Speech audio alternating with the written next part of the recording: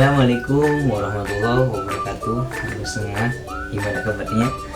Perkenalkan, nama saya Amir Fakrudin dari salah satu mahasiswa UIN Syahrul Cirebon, jurusan Pendidikan Agama Islam. Nah, di sini saya akan memaparkan materi dari mata kuliah Bahasa Arab, itu yang terdapat pada modul keempat, kelima, dan keenam. Nah, video ini diajukan untuk UAS mandiri untuk tugas UAS mata kuliah Bahasa Arab tentunya yang diampu oleh Bapak Haji Royani LC. Baik, tanpa lama-lama mari kita simak dan tonton videonya. Baik, langsung saja ke materi yang pertama, yaitu tentang kalimat fi'il. Nah, apa sih itu kalimat fi'il? Kalimat fi'il bisa diartikan dengan kata kerja atau kata pekerjaan seperti makan, minum, tidur, atau apalagi sebagainya lah. Intinya kalimat yang untuk menunjukkan pekerjaan. Nah, yang lebih jelasnya definisi fi'il. Kalimat fi'il itu kalimatun dalat ala makna fi nafsiha waqtaronat bi zamanin di azminati salah satu wad'an, yaitu kalimat yang menunjukkan maknanya tersendiri dalam artian tidak membutuhkan kalimat lain atau disambung dengan kalimat lain untuk memunculkan makna, dalam artian lafaz tersebut sudah mempunyai makna. Waktaronas dan juga dibarengi atau mempunyai azbi zamanin salah satu wad'an, di azminati salah satu wad'an, dengan zaman yang tiga. Apa saja? Yaitu zaman yang sudah dilakukan, zaman yang sedang dilakukan, zaman yang akan dilakukan, atau bisa disebut dengan zaman madi, zaman hal, zaman istiqbal. Nah, dalam pengertian tersebut kalimat fi'il itu dibagi menjadi tiga. Kalimat fi'il menjadi tiga.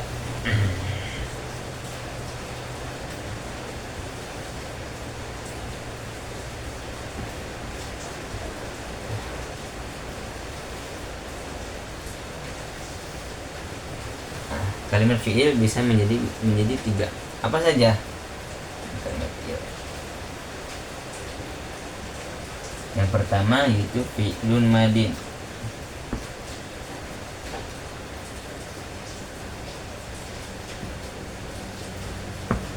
Madin, yang kedua mudhari, yang ketiga apa? Amar.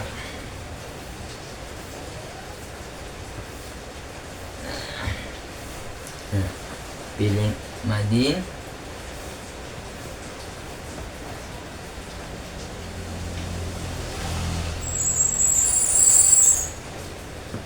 mudhari,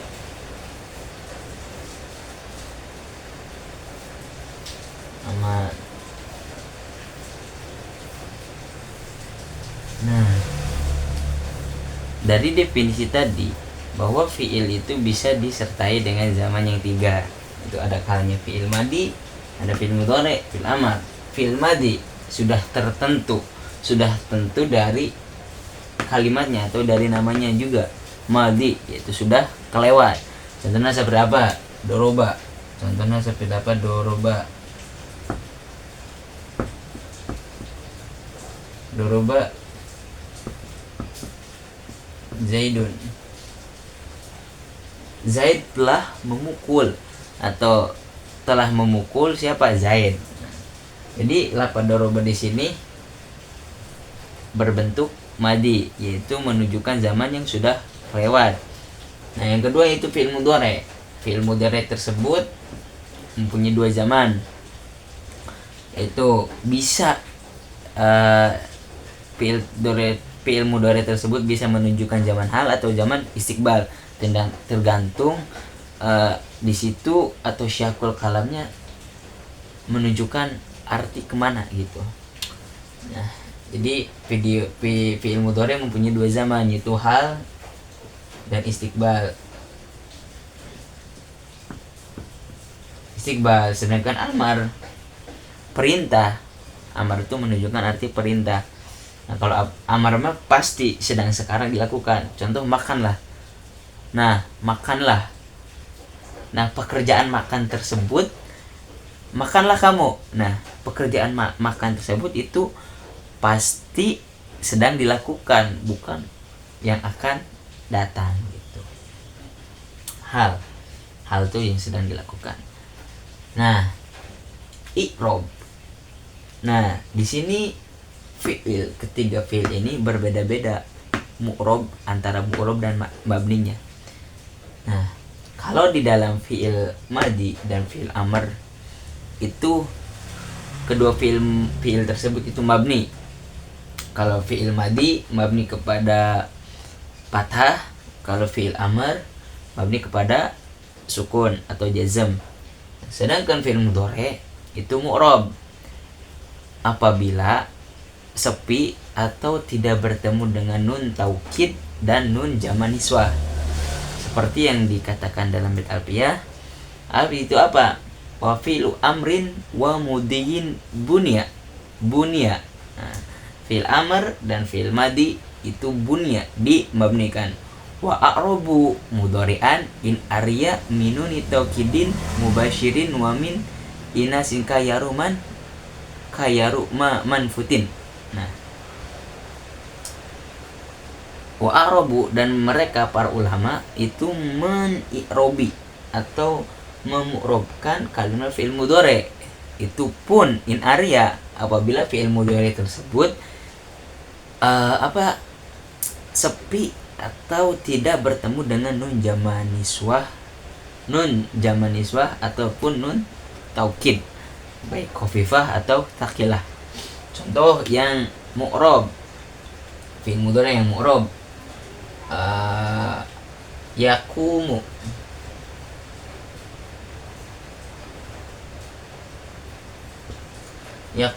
Nah, di sini fi'il mudhari lafaz yakumu itu bisa mu'rob, dalam artian bisa berubah-ubah. Nah, di sini alamatnya dengan doma karena tidak bertemu dengan amil nawasib dan amil jawazim. Nah, apabila bertemu dengan amil nawasib atau amil jawazim itu pasti fi'il mudhari tersebut itu bisa berubah. Nah, itu juga fi'il mudhari'nya tersebut itu tidak bertemu dengan nun jama niswah atau nun taukid. Nah, di sini lafaz yakumu tuh bisa berubah. Yakumu ketika ropa, ketika nasabna lai yakuma lai yakuma. Nah, bisa berubah-ubah. Terus jazm lam yakum. Di sini wow setelah kopnya dibuang karena ada skoedah bila mana ada bertemu dua huruf yang mati maka salah satunya dibuang. Nah, ini yang mu'rob, yang fi'il mudhari tidak bertemu dengan nun jama taukid, nun jama niswah dan nun taukid. Contoh yang bertemu dengan nun taukid, contohnya apa?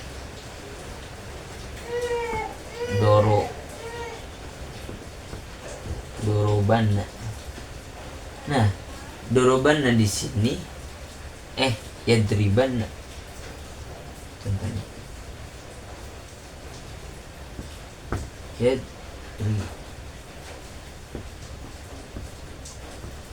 Yadribanna.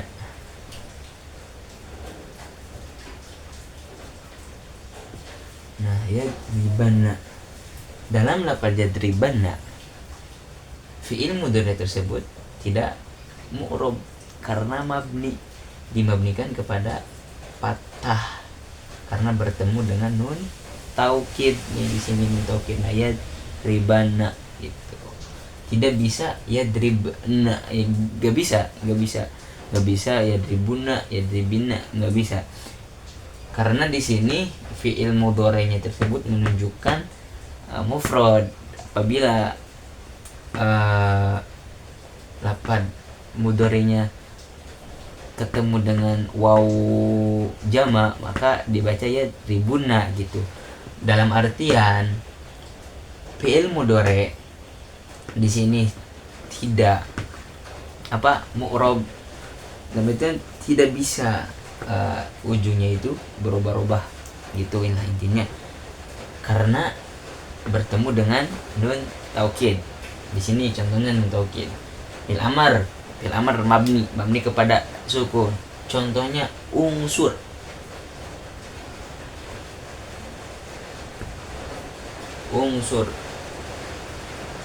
Nah, dapat unsur di sini itu mabni kepada sukun atau jazm sukun. Tidak bisa dibaca unsuro enggak, apabila kecuali lafaz tersebut itu menunjukkan tasniah atau jamak, atau jamak mudzakkar salim, atau jamak muannas, atau jamak niswah gitu. Tapi dalam bentuk mufrad fiil amar itu tetap dimabnikan kepada fathah, dimabnikan kepada sukun, itu unsur contohnya gitu. Intinya fiil itu kebagi menjadi 3, ada fiil madi, fiil mudhari, fiil amar. Nah, ketiganya ini berbeda-beda dalam akhir kalimatnya, antara mabni dan mu'rabnya. Nah, fiil yang mabni itu ada 2, fiil madi dan fiil amar. Sedangkan yang mu'rab itu ada 1, yaitu fiil mudhari. Itu juga apabila tidak bertemu dengan nun jamak niswah atau nun taukid. Karena apabila ketemu dengan nun jamak niswah atau nun taukid, status fiil mudhari itu kalimatnya menjadi mabni. Mungkin sekian yang pembahasan yang pertama. Kita lanjut ke pembahasan yang baik ke materi atau materi selanjutnya, yaitu tentang jumlah ismiyah dan jumlah fi'liyah. Nah, jumlah itu terbagi menjadi 2 di dalam materi tersebut, yaitu tentang jumlah ismiyah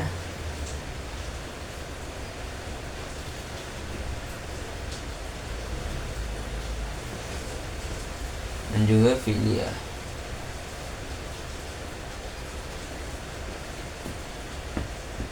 Nah, jumlah apa sih jumlah? Jumlah yaitu suatu lafaz. Intinya jumlah itu susunan lafaz. Nah, susunan lafaz itu ada yang dinamakan dengan susunan dari ismiyah atau susunan ismiyah itu susunan dari kalimat isim ataupun yang diawali dengan kalimat isim. Nah, begitu juga sama dengan jumlah fi'liyah. Jumlah fi'liyah di sini yaitu susunan lafaz yang mana susunannya tersebut itu berbentuk kalimat fi'il ataupun kalimat yang diawali dengan fi'il lah. Contohnya apa? Contoh jumlah ismiyah seperti lafaz Zaidun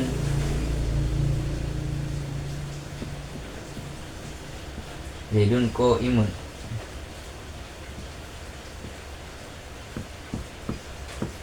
Zaidun qaimun, atau lafaz Amrun yaqumu.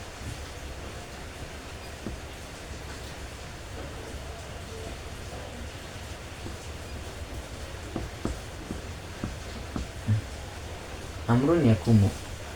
Di sini keduanya berbentuk jumlah ismiyah karena diawali dengan kalimat isim, yaitu lafaz Zaidun dan lafaz Amrun, meskipun khobarnya beda. Lafaz ke satu itu susunan mubtada dan khobarnya dari isim semua, tapi susunan yang kedua itu mubtada khobarnya dari isim dan fiil. Nah, yang tadi maksudnya. Jadi jumlah ismiyah itu intinya jumlah yang diawali dengan kalimat isim atau bisa disebut dengan susunan mubtada dan khobar. Nah, di sini Zaidun qaimun, Zaidun utawi ki Zaid iku qaimun wong kang ngadeg, atau Amrun utawi ki Amar iku Amrun lagi atau iya lagi ngadeg sopo Amar gitu. Jadi intinya jumlah ismiyah itu jumlah yang diawali dengan kalimat isim atau susunan mubtada dan khobar. Jumlah fi'liyah juga sama, yaitu jumlah yang diawali dengan kalimat fi'il atau susunan fi'il fa'il, bisa ditambah dengan maf'ul. Kalau di bahasa Indonesia itu tentang SPOK gitu. Jadi tentang subjek, objek, predikat gitu kan. Ada pekerjaan, ada yang mengerjakan, dan ada yang sasaran pekerjaan gitu. Tapi jumlah fi'liyah contohnya seperti apa? Doroba Zaidun, doroba Zaidun.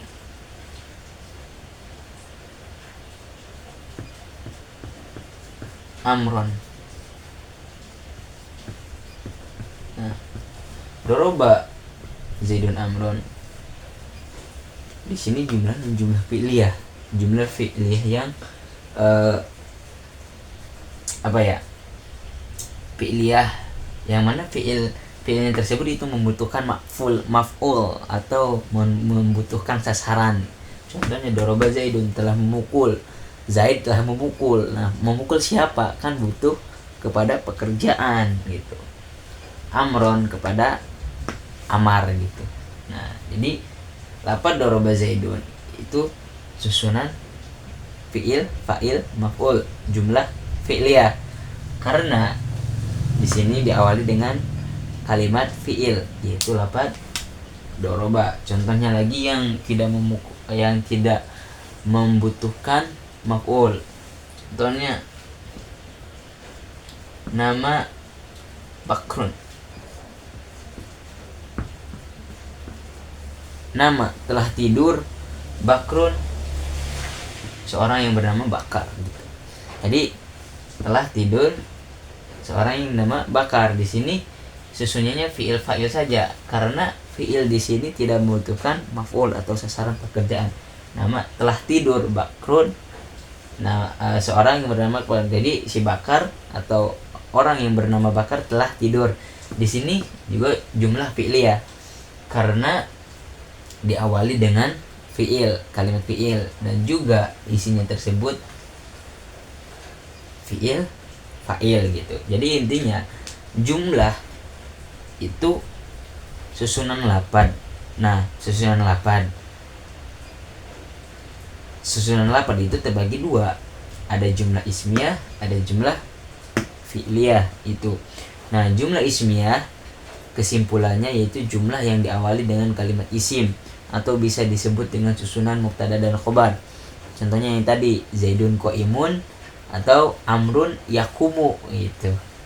Nah, walaupun lafaz yang kedua atau contoh yang kedua khobarnya berupa kalimat fi'il, karena itu lain lagi pembahasannya tentang khobar gitu. Karena ntar khobar itu ada yang mufrad, ada yang syibeh, mufrad gitu. Intinya gitulah. Itu beda pembahasannya lagi. Yang kedua yaitu jumlah fi'liyah. Ya, jumlah fi'liyah sama saja seperti jumlah ismiyah. Karena jumlah ismiyah itu ngarannya ismi, ya ismiyah, kalimat isim lah intinya. Isimnya kan diawali dengan kalimat isim. Kalimat fi'il juga sama, itu diawali dengan kalimat fi'il gitu intinya. Jadi jumlah yang diawali dengan kalimat fi'il. Dari kedua namanya tersebut sudah diketahui kalau jumlah ismiyah itu yang mana gitu. Kalau jumlah ismiyah diawali dengan kalimat isim atau susunan mubtada khobar, sedangkan jumlah fi'liyah diawali dengan kalimat fi'il atau susunannya itu fi'il fa'il maf'ul atau fi'il dan fa'il saja. Ayo, mungkin materi yang kedua sudah selesai. kita langsung ke pembahasan yang ketiga. Lanjut kepada pembahasan yang ketiga, yaitu tentang adad wal ma'dud. Nah, adad al ma'dud ini itu suatu bab tentang hubungan antara angka atau bilangan dan al ma'dud, yaitu suatu yang dihitung atau suatu yang dibilang. Itu al ma'dud, suatu yang dibilang atau yang dihitung. Ada di sini itu tentang angka. Jadi angka wahidun, isnani, salah satun, arba'atun, dan seterusnya itu berbentuk mudzakkar. Kalau yang muannasnya wahidatun, isnatani, salasun, arba'un, khamsun, dan seterusnya. Itu yang akan dibahas tentang dalam bab adad ini. Nah, di dalam bab adad yaitu apabila lapan atau bilangannya 1 sampai 2 itu berbentuknya mufrad atau tergantung dengan itunya lah. Intinya kalau lafaz tersebut atau adad tersebut menunjukkan angka 1, contoh wahidun. Contohnya wahidun, contoh ja'a rajulun wahidun. Contohnya ja'a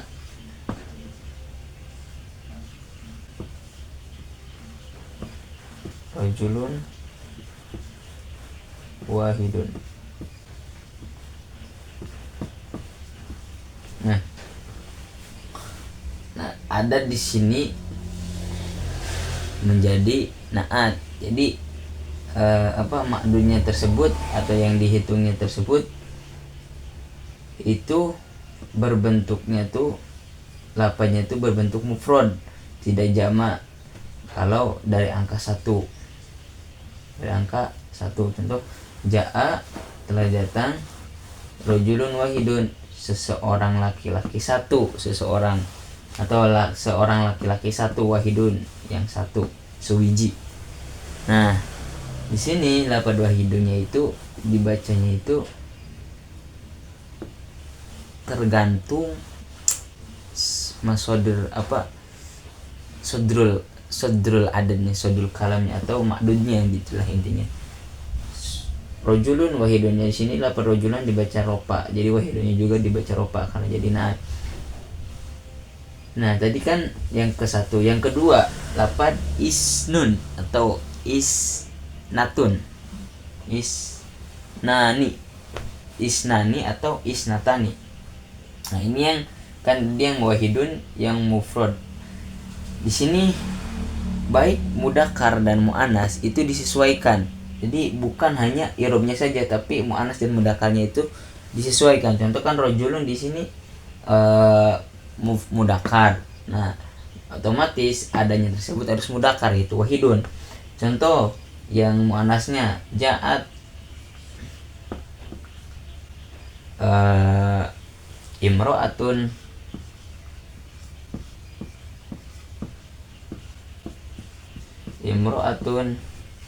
wahidatun.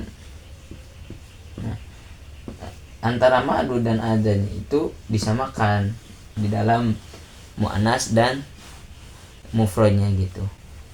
Dan juga di hitungan yang kedua, yaitu bilang yang kedua, isnani dan isnatani, begitu juga sama. Itu juga sama seperti angka atau bilangan yang ke-1. Jadi ketika ma'dudnya mudzakkar, maka adanya tersebut itu mudzakkar. Nah, apabila muannas, adanya tersebut juga harus muannas. Begitu sampai bilangan ke-10. Itu wajib mengikuti, dalam artian harus sama adad, antara adad dan ma'dud, antara bilangan 1 dan 2 sampai 10 itu sama. Tetapi dari bilangan ketiga sampai 10 itu adad dan ma'dudnya dalam tata pembacaannya itu berbeda. Contohnya apa?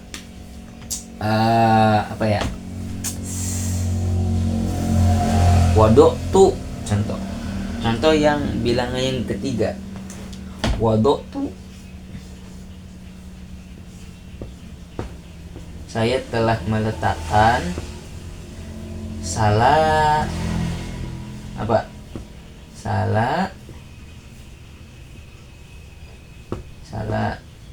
sata kutubi.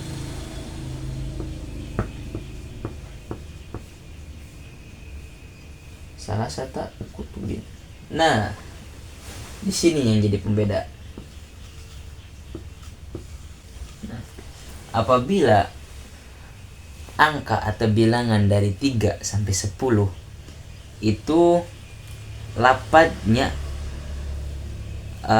kan tadi udah dijelaskan bahwa di dalam kecocokan antara muannas dan jamak dari bilangan 1 sampai bilangan 10 itu harus cocok. Nah, tetapi di dalam bilangan ketiga sampai 10 yang berbedanya itu apa? Dalam bentuk makdudnya. Nah, dalam bilangan ketiga sampai 10 itu makdudnya harus diidopatkan. Nah, dalam artian makdudnya wajib dibaca jer dan lapatnya tersebut itu wajib jamak. Nah, wajib jamak contohnya kutubin nih. Kutubin. Nah, kutubin kan jamak yang darinya lapat kitabun, jadi kutubun. Nah, ini jamak.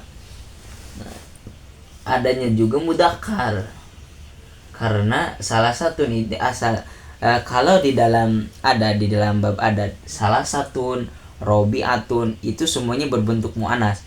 Nah, yang berbentuk mudzakkar, berbentuk mudzakkar. Adapun yang muannas yaitu salasun, khamsun, arbaun gitu. Itu yang berbentuk mudzakkar. Jadi intinya apabila bilangannya 1 sampai intinya 1, bilangan 1 dan 2 itu dalam kecocokan antara mufrad bilangan 1 sampai 10, bilangan 1 sampai 10 kecocokan dalam muannas dan jamak antara adad dan makdudnya itu harus sama dalam kecocokan antara muannas dan mudzakarnya. Adapun di dalam bilangan 3 sampai 10 itu bentuk adad dan makdudnya harus beda. Apabila di dalam angka 1 dan di dalam bilangan 1 dan bilangan 2 itu makdudnya kan harus sama ya, sama-sama. Contoh yang bilangan 1 berarti mufrad lafaznya, yang kedua bilangan 2 berarti tasniyah gitu kan. Tetapi dalam adad atau bilangan yang ketiga sampai 10 itu makdudnya harus berbentuk jamak gitu. Tetapi dalam kecocokan muannas dan mudzakkar itu harus sama. Tetapi dalam kecocokan lapad bukan kecocokan lapad. Nah, lapad makdudnya itu harus berbentuk jamak gitulah intinya. Nah, makdudnya tersebut itu wajib dibaca jer karena diidopatkan salah sata kutubin. Tetapi dalam bilangan 1 dan bilangan 2 mah itu tergantung diikuti ke bacaan ada makdudnya tersendiri. Jadi adanya itu disimpan di akhir kalau bilangan 1 dan 2. Tetapi kalau bilangan 3 sampai 10 itu disimpannya di awal. Jadi salah sata, khamsata, arba'ata, salah sata kutubin, arba'ata kutubin gitu intinya. Nah, di sini adanya itu berupa adad mudho atau adad mufrad, adad yang mufrad tunggal. Ada juga adad yang murakkab, yaitu dari bilangan 11 sampai 19. Itu contohnya yaitu ihda atau ahada asyara, isna asyara,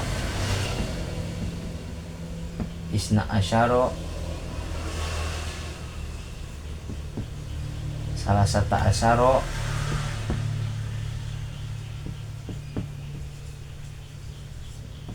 dan sebagainya.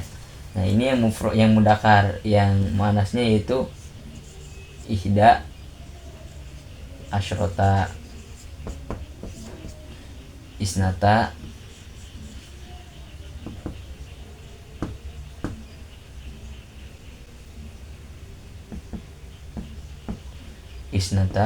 asyrota,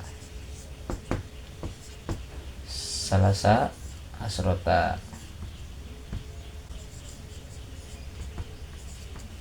Nah, dan seterusnya. Jadi adat yang murakkab, dalam artian murakkab itu tersusun dari dua kalimat, yaitu antara adat dan lapad asyara. Nah, di sini salasa dan asyara, ahada dan asyara. Ini adat murakkab. Jadi adat yang lapadnya itu ada dua lapad gitu kan. Yang tadi mah wahidun, salah satu, arbaatun itu mufrad, tunggal, adat yang tunggal. Ini mah adat yang murakkab, yang tersusun. Nah, adat yang tersusun di sini juga beda lagi hukumnya. Hukumnya apa? Hukum makdudnya itu wajib dibaca nasob dan berbentuk mufrad. Jadi bilangannya itu mufrad. Contohnya apa? Ihda asyara kitaban, bukan kutuban, bukan, tapi ihda asyara kitaban, isnata asyara kitaban, salasata asyara kitaban. Itu yang mufrad, yang mudakar. Dan contoh yang muannasnya ihda asyrota kitabatan, isnata asyara kitaban, salasata asyrota kitaban, atau kitabatan, kitaban ya, kitaban ada 13 kitab gitu. Intinya adan yang kedua yaitu adan murakkab, makdudnya itu dibaca nasob dan berbentuk mufrad, dalam artian bentuk lapannya itu mufrad.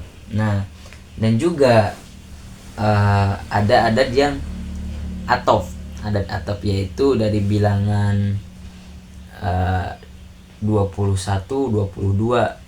Nah, itu adat atof. Jadi bilangan 20 itu adat atof. Jadi 21, 22. Jadi tis'a wa isrun. Jadi tis'ata wa isrun. Tis'ata ya gitu, intinya adat atof. Jadi ada waw atofnya. Itu juga sama, makdudnya itu dibaca nasob gitu. Terus lapad yang mi'ah atau diatofkan ke lapad mi'atun itu juga bentuknya makdudnya itu harus berbentuk mufrad. Ya, intinya dalam bab adat dan makdud itu ada 3, ada mufrad, ada adat murakkab, ada adat atof. Nah, adat mufrad dari bilangan 1 sampai bilangan 9 itu adat mufrad. Nah, dalam lapad antara adat dan makdud itu harus sama dalam tasniyah dan mudzakarnya, muannas dan mudzakarnya. Nah, tetapi di dalam bilangan yang ketiga sampai 9 itu adat dan makdudnya itu harus berbentuk atau lapadnya berbentuk jamak. Nah, adat yang murakkab yaitu dari bilangan 11 sampai 19, yang mana makdudnya itu harus wajib dibaca nasob dan juga berbentuk lapadnya itu berbentuk mufrad, dalam artian bukan jamak. Nah, yang ketiga juga atof atau adat atof, yaitu dari susunan 20 kah 21. Intinya yang adat atof tuh adat yang mana di situ ada waw atofnya gitu. Jadi bilangan 21 sampai 29, terus 31, 39, ya intinya seperti itulah. Pasti di situ ada waw atofnya gitu. Nah, itu juga makdudnya itu harus berbentuk mufrad dan juga dinasabkan. Mungkin materi yang saya paparkan cukup sekian, kurang lebihnya mohon maaf. Dan apabila ada kesalahan itu dari diri pribadi, dan apabila ada kebenaran itu datang dari Sang Maha Pencipta. Karena saya di sini juga masih belajar tentang yang tadi, tentang kalimat fiil, jumlah ismi, jumlah fi'liyah, dan juga terkhusus dari bab adat ini, karena saya belum menguasai lebih dalam lagi. Mohon maaf Bapak dosen pengampu bahasa Arab, karena saya juga masih belajar. Mungkin dari saya cukup sekian. Wassalamualaikum warahmatullahi wabarakatuh.